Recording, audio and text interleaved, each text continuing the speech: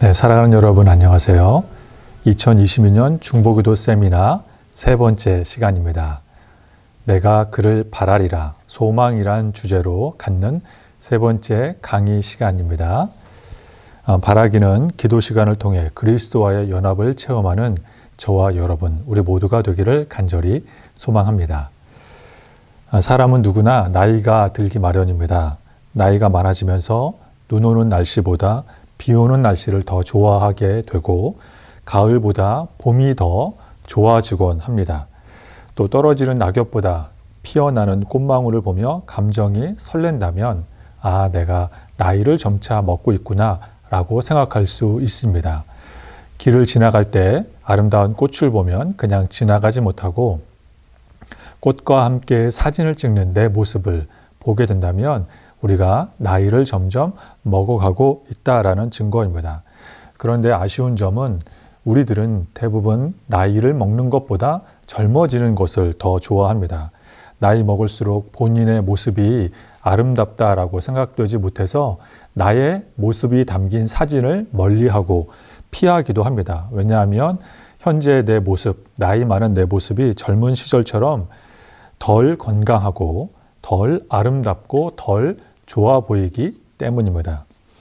하지만 사랑하는 여러분, 우리가 곰곰이 생각해 보면 인생의 아름다운 시기라고 할 수 있는 10대에서 30대 사이의 이 시간의 간격은 100세 장수 시대를 목전에 두고 있는 우리 전체 시간에 비하면 그리 길지 않습니다. 100세 전체 시대, 이 100세를 바라보는 이 새로운 시대 앞에서 10대에서 30대의 시간은 3분의 1의 시간을 차지하지 못합니다. 다시 말씀드리자면 인생은 건강하고 아름답게 빛나는 10대에서 30대의 시절보다도 오히려 어떻게 보면 멋있게 늙어가야 하는 시간, 성숙하며 나이 들어가야 하는 그런 시간이라고 하는 것입니다.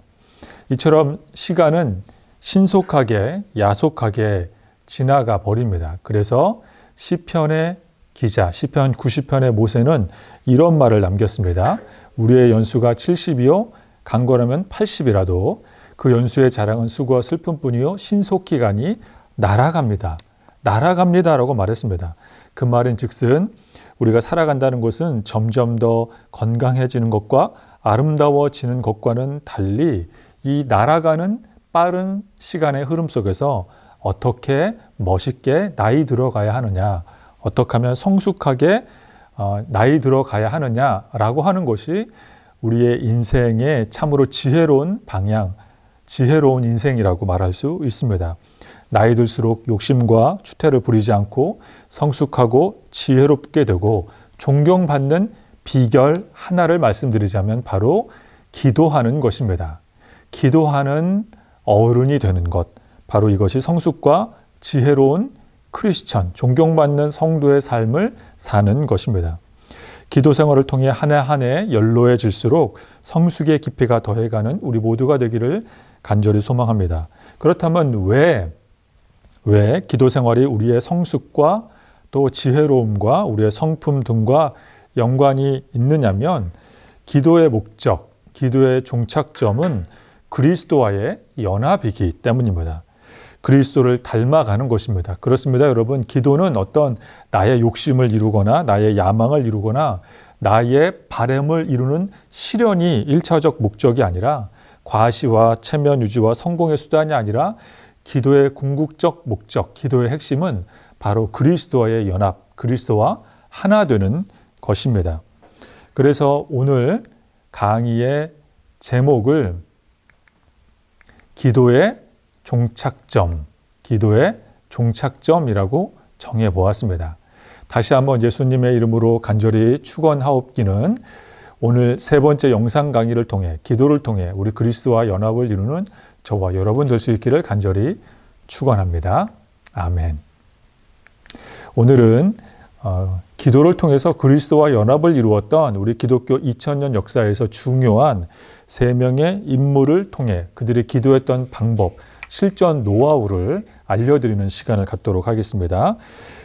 우리 기독교 2000년 역사 안에서 중요한 세 명의 위인들, 세 명의 신앙의 거인들, 이들은 어떻게 기도했는가?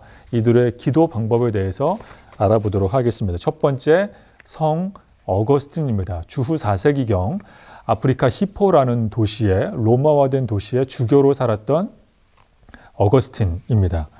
어거스틴은 기도할 때 주로 잠언 30장의 말씀을 기초로 하여 기도하였습니다. 특별히 어거스틴의 기도 방법은 세 가지로 말씀드릴 수 있습니다. 첫 번째, 그는 눈의 비늘이 벗겨지는 단계가 있다고 생각을 했습니다. 두 번째, 마음의 무질서를 하나님의 사랑을 중심으로 파악해야 한다고 생각을 했습니다. 그리고 우리의 행복한 삶을 위해 기도해야 한다고 말했습니다. 그렇다면 우리가 추구해야 하는 이 행복한 삶이 무엇인가라는 궁금증이 생기게 됩니다. 네, 차근차근 우리가 알아가는 시간을 갖겠습니다. 방금 말씀드린 것처럼 어거스틴은 기도할 때 잠언의 말씀을 토대로, 이 말씀을 기초로 기도를 시작을 했습니다. 잠언 30장 말씀입니다. 제가 읽도록 하겠습니다. 곧 헛된 것과 거짓말을 내게서 멀리하옵시며 나를 가난하게도 마옵시고 부하게도 마옵시고 오직 필요한 양식으로 나를 먹이시옵소서. 혹 내가 배불러서 하나님을 모른다 여호와가 누구냐 할까 하오며 혹 내가 가난하여 도둑질하고 내 하나님의 이름을 욕되게 할까 두려워 함이니이다.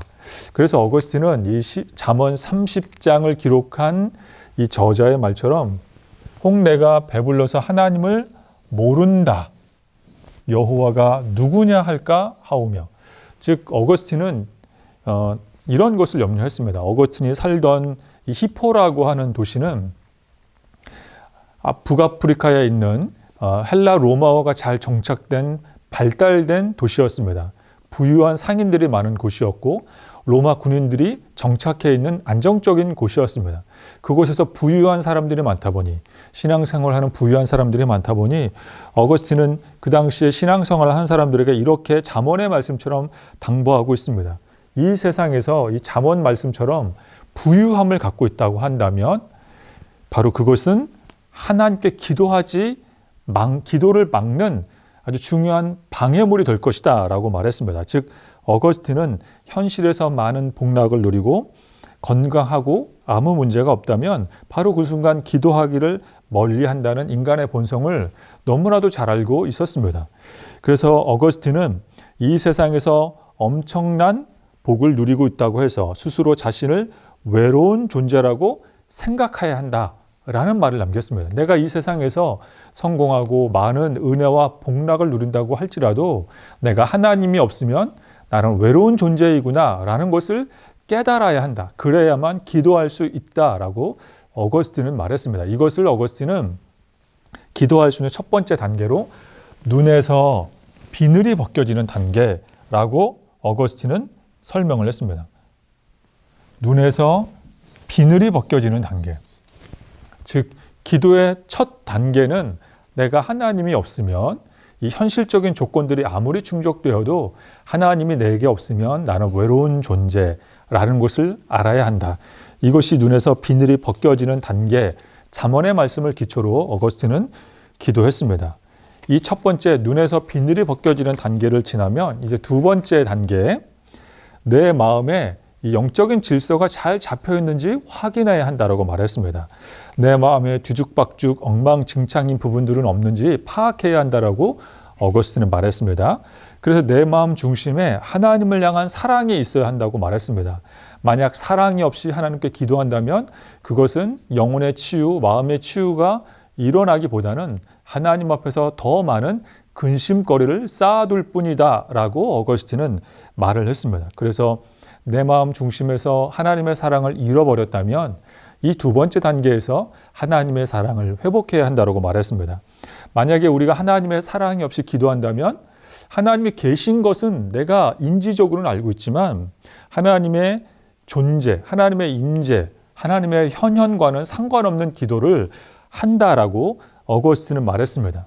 기도는 합니다. 하나님이 계시다는 것은 압니다. 하지만 하나님의 임재와는 상관없는 나 혼자만의 중얼거림, 나 혼자만의 독백으로 끝날 수 있다라고 어거스틴은 말했습니다. 하나님의 사랑이 없이 드리는 기도는 나의 성공과 번영과 쾌락을 추구하는 기도가 될 가능성이 많고 하나님을 향한 사랑이 없는 상태의 기도는 치유가 되기보다는 또 다른 문제의 일부가 될 뿐이다 라고 말했습니다. 그러나 하나님의 사랑이 있는 상태, 하나님을 향한 사랑이 내 마음에 자리 잡은 상태에서 드리는 기도는 세 가지의 유익이 있다라고 어거스틴이 말했습니다. 첫 번째, 우리가 영적인 새로운 시야를 갖게 되고, 두 번째, 마음의 치유가 일어나고, 세 번째, 주님 안에서 평안한 안식을 누린다라고 말했습니다. 그래서 그 유명한 말, 우리가 하나님의 품 안에 있을 때 영원한 안식을 누릴 수 있다는 유명한 말이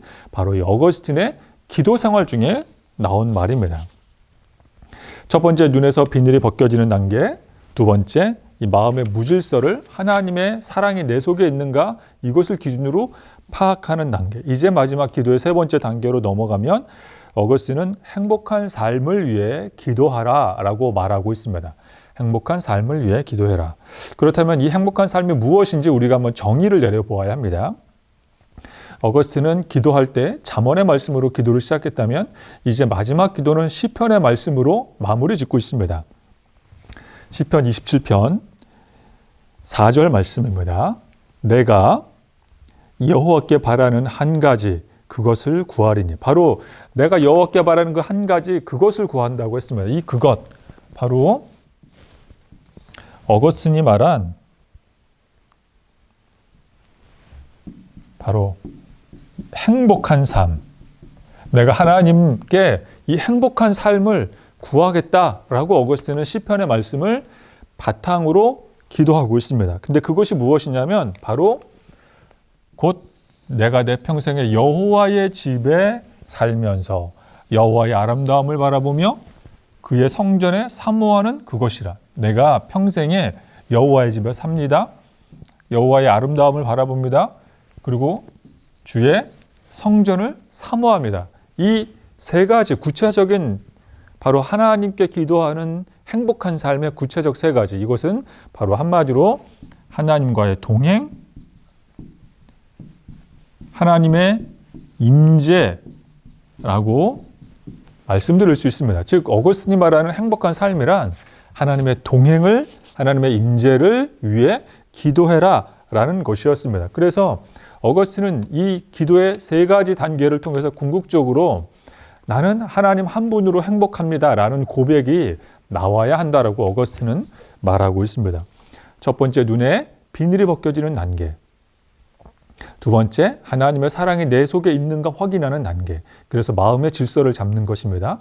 그 다음에 마지막 세 번째, 행복한 삶을 위해 기도하는 단계. 이 행복한 삶은 하나님과 동행하는 삶을 위해 기도해라 라고 말하고 있습니다. 그리고 이 3단계, 첫 번째, 두 번째, 3단계를 거쳤을 때 기도하는 사람의 고백은 나는 하나님 한 분으로 행복합니다 라는 고백이 나와야 한다라고 어거스틴은 이야기하고 있습니다. 주후 400년경에 살았던 이 기독교 역사에서 빼놓을 수 없는 천재 중의 천재, 신학자 중의 신학자, 기독교에 정말 뿌리를 놓은 이 어거스틴은 지금도 어거스틴에 대해서 많은 신학자들이 연구를 하고 있습니다. 특별히 그의 기도를 통하여 우리가 그의 기도를 나의 기도로 삼고 영적인 성숙을 이루어갈 수 있습니다. 하루는 전쟁통에 남편을 잃은 한 미망인이 어거스틴에게 찾아와 나는 이제 어떻게 살아야만 합니까? 어떻게 하면 행복한 삶을 살 수 있습니까? 라고 질문을 했습니다. 그 여인의 이름은 아나키아 프로바입니다. 아나키아 프로바. 주후 4세기 당시에 남편이 없는 여인은 사실 최하층 가난하게 살 수밖에 없는 여인이었습니다. 남편 없는 여성은 곤두박질 치는 극빈층의 삶을 살 수밖에 없었습니다.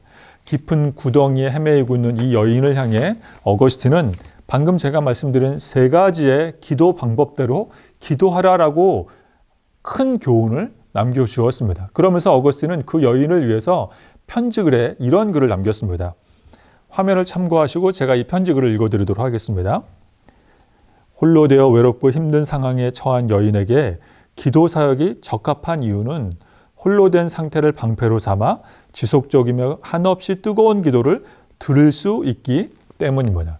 그렇습니다. 어거스틴은 이 홀로 되어 외롭고 힘든 상태, 우리가 방금 말씀드렸던 것처럼 눈이 떠지는 상태, 내가 부유했을 때 기도에 집중하지 못하는 인간의 그 죄인된 본성을 어거스틴은 잘 알고 있었습니다. 그래서 오히려 과부를 위로합니다. 미망인을 위로합니다. 남편이 없기 때문에 지금 외롭고 힘든 상태이니 바로 지금 기도할 수 있는 최적의 상태라고 어거스틴이 말하고 있습니다.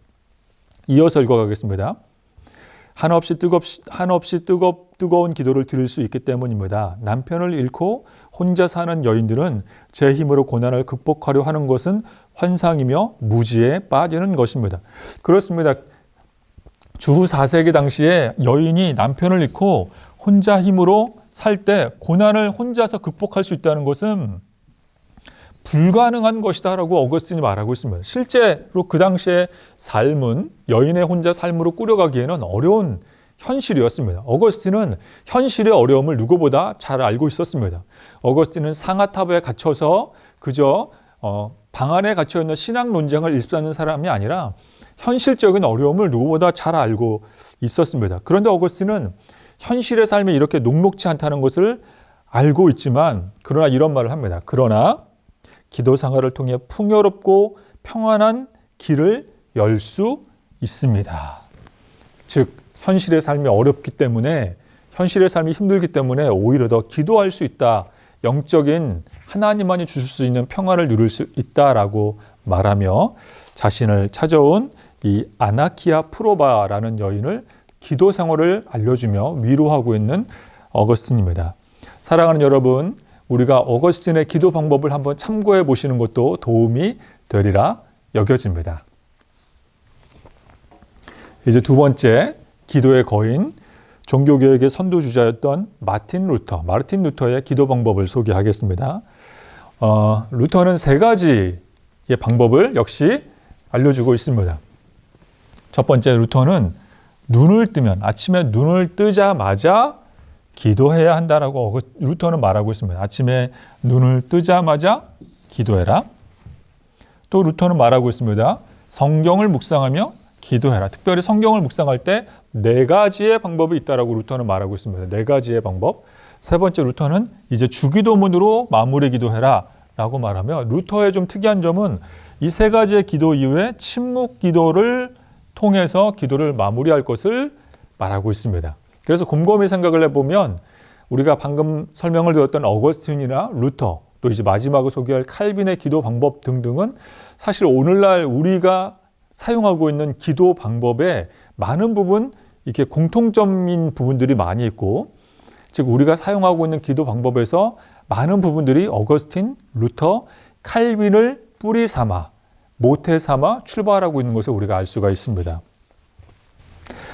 하루는 루터가 살던 동네에 루터의 단골 이발가게 주인으로부터 루터가 편지를 받게 됩니다. 루터가 종종 이용하던 루터의 머리를 잘라주던 이발사의 이름은 페터 베스켄도르프라는 사람입니다. 페터 베스켄도르프, 영어로 말하면 피터가 되겠습니다. 이 페터 베스켄도르프는 술만 먹었다 하면 인사불성이 되는 인물이었습니다. 술을 마시지 않으면 세상 친절한 사람인데 술을 입에 대기만 하면 사고를 치곤 했습니다. 그날도 이 페터 베스켄도르프라는 이발사가 잔뜩 술에 취해 온 가족이 식사 중인 저녁 식탁의 자리에 앉았습니다. 그는 술에 취해 난동을 부리기 시작했습니다. 그때 이 페터 베스켄도르프를 말리던 사위를 그만 이 이발사가 페터 베스켄도르프 이발사가 그만 술김에 화가 나서 사위를 칼로 찔러 살해하게 됩니다. 결국 루터가 살던 동네 이발사였던 이 페터 베스켄도르프는 감옥에 가게 되고 이 감옥에서 이발사는 크게 반성을 하여 루터에게 편지를 씁니다. 그리고 이발사로부터 편지를 받은 루터는 이제 이발사가 감옥에서 어떻게 하면 슬기롭게 기도하고 영적인 성숙을 추구할 수 있는지 기도의 방법에 대해서 알려주게 됩니다. 그래서 방금 말씀드렸던 첫 번째, 두 번째, 세 번째 단계에 대해서 루터가 이발사에게 편지를 보내게 되고 이 방법은 루터의 기도 방법으로 우리가 지금 이렇게 배우고 공부하게 된 것입니다. 첫 번째, 루터는 아침에 눈을 뜨자마자 기도하라라고 말하고 있습니다. 이것은 의무적으로 기도하라는 뜻입니다. 일단 눈을 뜨자마자 하루의 시작을 기도한다는 의무감에 충실하라라고 말합니다. 이 기도한다는 이 의무감이 처음에는 부담스러울 수 있지만 그러나 기도한다는 이 의무감에 우리가 충실할 때 차츰차츰 자발적으로 기도하는 습관이 자리 잡히게 된다라고 루터는 말하고 있습니다. 기도의 습관이 자발적으로 자리 잡기 전에는 의무적으로 눈을 뜨자마자 기도하라라고 루터는 말하고 있습니다. 그리고 이제 자발적으로 눈을 뜨자마자 기도하는 습관이 체계화가 되면 내 안에 자리 잡게 되면 이제 주님을 향한 뜨겁게 집중하여 들을 수 있는 기도가 시작된다라고 루터는 말합니다.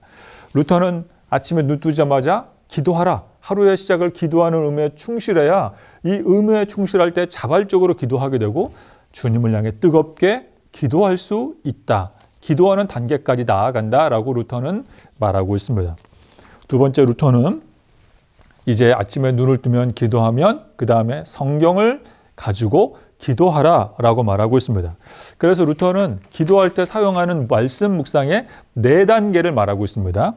첫 번째 말씀 묵상을 할 때 말씀이 나를 향한 하나님의 명령으로 수용하라라고 말하고 있습니다. 그냥 이 말씀이 그냥 나를 향한 어떤 좋은 말씀이 아니라 명령, 나를 향한 권유, 부탁도 아니라 명령, 꼭 반드시 내가 해야 하는 하나님의 말씀으로 받아들여라, 믿어라라고 말합니다. 그러면서 루터는 두 번째, 이 명령의 참뜻이 무엇인지 이것을 루터는 가르침이라고 말하고 있습니다. 이 명령이 내게 주는 가르침을 이해해라. 그래서 이 말씀을 붙들고 이 말씀에 있는 구절이 하나님은 내게 직접 주시는 명령이고 왜 하나님이 나에게 이 명령을 주시는지 그 참된 의미, 가르침을 스스로 파악해라 라고 말하고 있습니다. 그 다음에 내가 깨닫게 된 이 가르침을 감사하라. 이것을 하나님께 감사로 아뢰어 드린 다음에 이 감사를 기도로 이어서 연결해서 고백해야 한다라고 말하고 있습니다. 명령, 가르침, 감사, 기도입니다. 명령, 가르침, 감사, 기도. 명령, 가르침, 감사, 기도. 이 말씀 묵상의 두 번째 단계에서 말씀 묵상을 이 4단계를 통해서 4가지의 방법으로 이제 기도한 다음 루터는 마지막 세 번째 단계로 갔을 때는 주기도문으로 기도하라라고 말하고 있습니다. 이 주기도문으로 기도한다는 것은 주기도문을 한 글자 한 글자 틀리지 않고 똑바로 암송하는 것이 아니라 주기도문을 내 형편에 맞게 변형해서 기도하는 것을 뜻합니다. 예를 들어 이런 것입니다. 하늘에 계신 우리 아버지, 이것을 이렇게 바꾸는 것입니다. 하늘에 계신 나의 아버지, 이제 땅에 살고 있는 나에게 오셔서 나의 상황과 형편을 돌보아 주시옵소서. 또 이렇게 기도할 수 있습니다. 우리에게 일용할 양식을 주옵시고 하나님 아버지, 오늘 하루에 한 끼를 해결하기 어려운 내게 오셔서 돕는 손길을 베풀어 주시옵소서.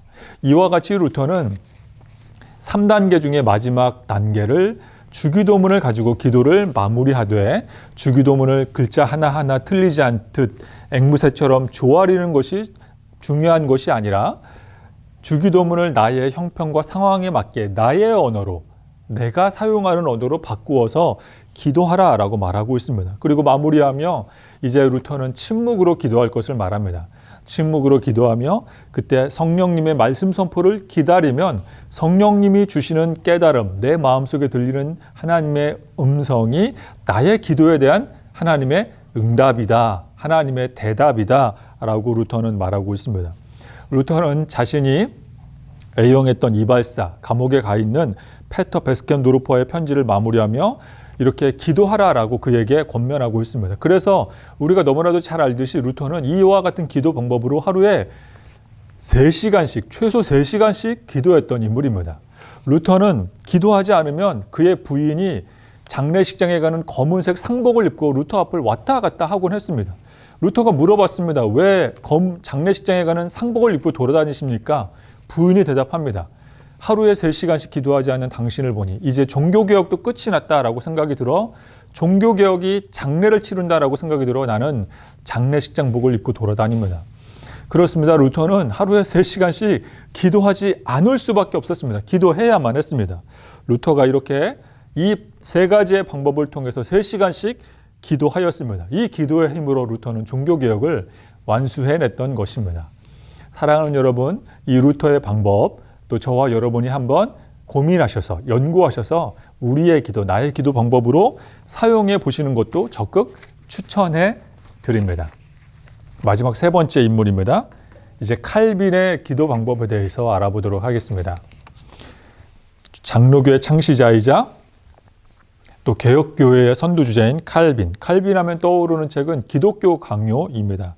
칼빈의 기독교 강요는 목회자라면 또 장로교 신자라면 한 번쯤은 읽어봐야 하는 필독서입니다.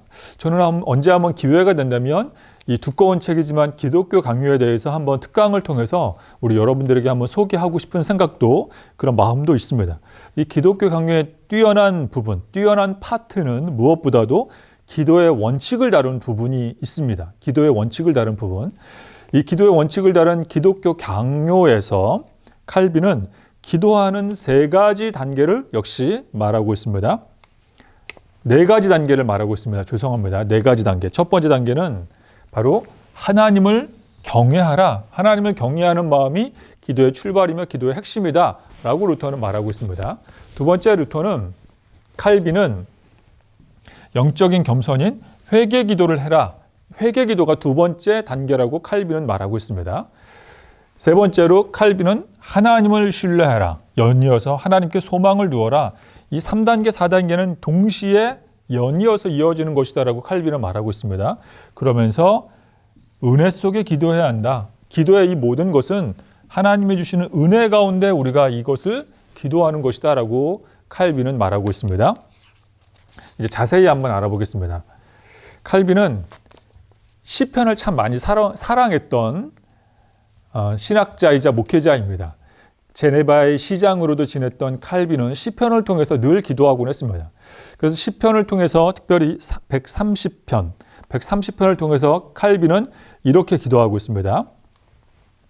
여호와여, 주께서 죄악을 지켜보실진대 주여 누가 서리이까. 그러나 사유하심이 주께 있으면 주를 경외하게 하심이니이다. 주를 경외하게 하심이니이다. 네, 그렇습니다. 사랑하는 여러분, 칼빈에게 있어서 하나님을 경외한다는 것이 굉장히 중요했습니다. 그래서 칼빈은 기독교 강요 1장 제1첫머리에도 하나님을 알고 나를 아는 것이 성도의 기본 자세다. 하나님을 경외하는 것이 중요하다라고 말했습니다. 칼빈은 이 원칙을 기도 생활에도 고스란히 적용하고 있습니다. 그래서 칼빈은 기도의 정체는 하나님이 얼마나 엄중하고 광대한 분인지 깨닫는 것, 하나님을 경외하는 것이 기도의 시작이다라고 말하고 있습니다. 하나님의 엄위의 위엄에 이끌리면 세상 염려, 세상을 사랑하는 마음을 버리게 되고 하나님을 경외하는 마음으로부터 기도를 하게 된다라고 칼빈은 말하고 있습니다. 그리고 이 첫 번째 단계를 지나면 두 번째 영적인 겸손의 단계, 회개 기도를 하라라고 칼빈은 말하고 있습니다. 칼빈은 우리 스스로 허물과 연약함에 대해 무자비할 만큼 정직해야 한다라고 말합니다. 그래서 칼빈은 기도할 때 정말 내가 이렇게 할 정도로 나를 낮추어야 하는가? 이 정도 심할 정도로 나를 이렇게 철저하게 영적으로 해부해야 하는가? 이런 자괴감이 들 정도로 칼빈은 자기 자신을 하나님 앞에서 낮추고 철저하게 파괴하고 해체하고 해부하여서 나의 허구를 드러내야 한다고 말하고 있습니다. 특별히 여기서 칼빈은 내가 하나님 앞에서 괜찮은 사람이지, 나는 이 정도면 신앙생활 잘하는 사람이지 라고 스스로 착각에 빠져 있는 이 허구의 상태, 이 허구의 상태를, 이 가면을 벗겨내야 한다라고 칼빈은 말하고 있습니다. 이것을 벗겨내지 않으면 회개한 것이 아니다라고 칼빈은 말하고 있습니다. 첫 번째, 하나님을 경외하는 마음. 두 번째, 회개하는 마음. 이제 세 번째로 가서 칼빈은 하나님을 신뢰해라. 그리고 하나님께 소망을 두라 라고 말하고 있습니다. 이 3단계, 4단계는 바로 이어서 하는 기도입니다. 그래서 3단계에 가서 내가 아무리 기도해도 내 원대로 이루어지지 않지만 하나님을 신뢰하는 마음을 구해야 한다라고 칼빈은 말하고 있습니다. 사실 우리가 아무리 열심히 기도해도 응답되지 않는 경우가 많이 있습니다. 그런데 실망할 것이 아니라 그럴 때일수록 하나님을 향한 나의 신뢰가 무너지지 않도록 기도해야 한다라고 칼빈은 말하고 있습니다. 그러면서 결과적으로 내 기도에 응답이 없어도 반드시 하나님은 응답해 주신다라는 소망을 구해라 라고 칼빈은 말하고 있습니다. 지금 내가 어떤 것을 놓고 기도했는데 응답되지 않았습니다. 그럼 내 기도가 쓸모없는 기도인가? 그렇지 않다는 것입니다. 이 기도는 언젠가는 응답될 것이니 지금 응답되지 않는다 할지라도 언젠가 하나님의 때와 방법에 따라 응답될 것이니 하나님을 신뢰하고 하나님께만 소망을 두라 라고 말하며 칼빈은 결과적으로는 우리가 이런 고백을 한다고 말합니다. 하나님의 뜻은 항상 옳습니다. 네, 그렇습니다, 여러분. 우리가 기도하면 내 뜻이 옳은 것이 아니라 하나님의 뜻이 항상 옳습니다라는 고백을 하게 됩니다. 이런 깨달음을 얻게 됩니다. 칼빈은 그래서 참 기도, 올바른 기도를 하는 사람은 결과적으로, 궁극적으로 내 뜻 아니라 하나님의 뜻이 옳습니다. 하나님의 뜻이 우뚝 설 것입니다. 라는 고백을 하게 된다고 말하고 있습니다. 그러면서 칼빈은 이런 말을 합니다. 누구나가 다 완벽한 기도를 할 수 없다. 누구나가 다 올바른 기도를 할 수 없다. 우리의 기도가 때로는 흠이 있지만, 우리의 기도가 때로는 부족하지만 하나님의 은혜를 구하며 은혜 속에서 기도하면 된다라고 말하고 있습니다. 한 점 흠 없이 올바르게 기도한 한 사람이 이 세상에 아무도 없다. 그러므로 우리는 하나님의 은혜를 구하며 은혜 속에서 기도하면 된다라고 이 은혜의 원칙을 강조하며 칼빈은 기독교 강요에서 이 기도에 대한 부분을 마무리 짓고 있습니다. 사랑하는 여러분, 우리 기독교 2000년 역사에서 중요한 신앙의 거장들의 기도 생활을 우리가 짤막하게 살펴보았습니다. 다시 한번 총정리를 하겠습니다. 어거스틴, 눈에서 비늘이 벗겨지는 1단계가 있다고 했습니다. 두 번째 단계는 마음의 무질서를 하나님의 사랑을 중심으로 파악하라고 했습니다. 그리고 행복한 삶, 하나님과 동행하는 행복한 삶을 위해 기도하면 결론적으로는 하나님 한 분으로 나는 행복합니다. 하나님 한 분으로 나는 만족합니다. 라는 고백을 한다라고 어거스틴은 이야기했습니다. 그리고 루터는 이렇게 기도했습니다. 첫 번째, 아침에 눈을 뜨자마자 기도하라. 이 의무감에서 시작하는 기도는 훈련이 잘 되면 이제 자발적으로 기도하게 된다라고 어거스틴은 말했습니다. 그리고 두 번째 단계에 가서 성경을 묵상하며 이 네 가지의 방법으로 성경을 묵상하라라고 어거스틴은 말하고 있습니다. 또 마무리를 주기도문, 내 언어와 내 상황에 맞춘 주기도문을 변형하여 기도하고 마지막으로 침묵 속에서 성령님의 임성을 기다리며 기도해라라고 루터는 말하고 있습니다. 우리 장로교의 창시자 칼빈은 이렇게 기도하라고 말하고 있습니다. 첫 번째, 하나님을 경외하라. 하나님을 경외하는 마음으로 기도하고, 두 번째, 중요한 우리의 겸손, 영혼의 겸손, 회개 기도를 하며, 그리고 하나님을 향한 응답되지 않는다 하더라도 하나님을 향한 신뢰의 마음을 구하고, 소망은 하나님께 있으니 하나님께 소망을 두며 기도하고, 그리고 우리의 기도가 완벽하지 않지만 우리는 늘 은혜 속에서 기도할 수 있다라고 칼빈은 말하고 있습니다. 사랑하는 여러분, 우리 신앙의 거인들은 각자 자신만의 기도의 노하우가 있었습니다. 그렇다면 세 분의 기도 방법 중에서 무엇이 나에게 적당한지, 무엇이 나와 맞는지 여러분 한번 잘 판단해 보시고 생각해 보시고 고민해 보시고 한번 따라해 보셔도 좋겠습니다. 지난번 강의 시간에 기도의 다양한 방법에 대해서 소개해 드렸습니다. 기도의 방법이 중요한 것이 아니라 기도의 결말이 중요합니다. 어떤 방법을 사용하든 기도를 멈추지 않고 기도하는 것이 중요한 것입니다. 그래서 우리가 기도하면서 오늘 강의 서두에 말씀드렸듯이 이런 질문을 해볼 수가 있습니다. 우리의 기도는 정말 나를 성숙하게 하고 있는가? 나의 기도는 정말 나를 어디로 이끌고 있는가? 나의 기도의 종착점은 도대체 어디인가? 나는 기도를 통해서 하나님의 사람, 주님을 따르는 사람으로 이렇게 바르게 성장하고 있는가를 기도를 하면서 우리가 질문해 볼 수 있습니다. 그래서 지금 가장 유명하고 핫한 기독교 신학자 팀 켈러 목사님은 기도라는 책에서 이런 말을 남겼습니다. 올바른 기도의 종착점, 올바른 기도 생활에 5가지의 결말이 있다고 했습니다. 기도를 하면 자기 자신을 정직하게 인식할 수 있고, 나를 인식하는 단계가 있고, 기도를 하면 하나님을 신뢰하게 되고, 기도를 하게 되면 하나님의 뜻에 내가 순종하게 되고, 기도를 하면 할수록 기도가 더 깊어지게 되고, 마지막으로 말씀을 묵상하게 된다. 기도와 말씀이 별개가 아니라 같이 어우러지는 것을 팀 켈러 목사님은 이야기하고 있습니다. 그렇습니다. 기도하면 나는 도대체 어떻게 성숙해지고 있는가? 기도가 나의 욕망의 실현이나 기도가 어떤 나의 욕구의 실현이 아니라 기도를 통해서 나는 어떤 모습으로 변화되고 있는가? 나의 기도 생활의 최종 목적은 어디인가? 종착점은 어디인가? 라고 질문했을 때 우리 가운데 이런 5가지의 열매가 있다면 우리는 바르게 기도하고 있는 것입니다.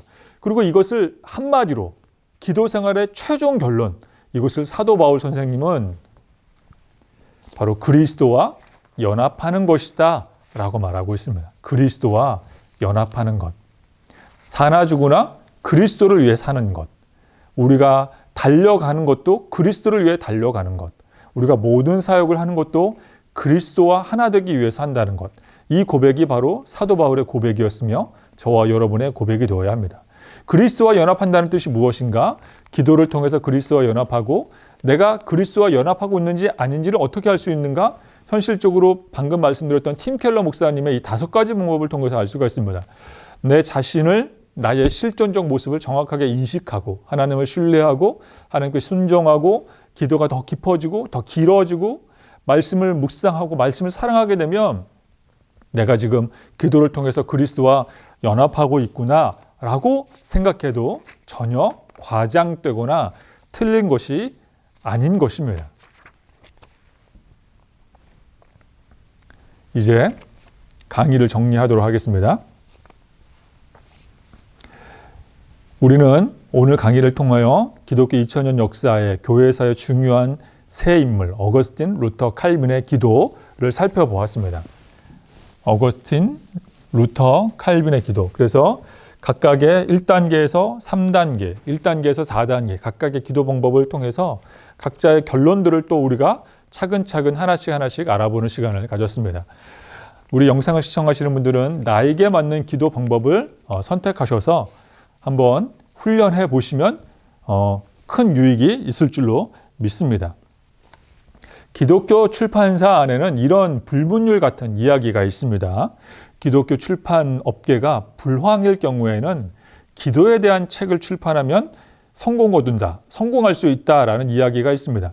그 말인즉슨 어떤 기독교 출판사가 책이 팔리지 않아서 경제적인 손실이 있을 때 기도와 관련된 책을 출판하면 그 책은 많은 사람들이 사서 읽고 또 출판업계도 잘 되고 책이 베스트셀러가 된다라는 이야기입니다.